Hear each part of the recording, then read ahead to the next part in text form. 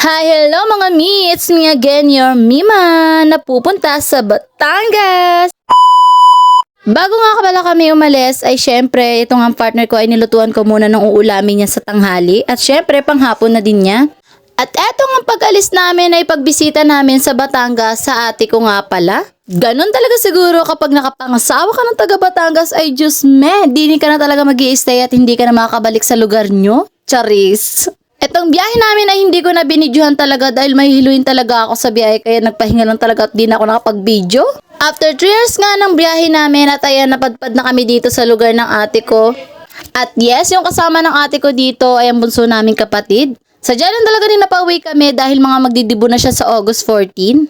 At grabe, tignan nyo naman talaga yung dadaanan namin. Paterik talaga na sobrang nakakapagod at nakakahingal.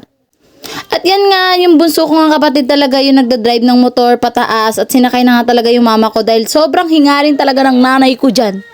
Syempre, inuna talaga yung mga dapat isakay sa motor, hindi na kami nakasakay. Syempre, ano yan, special.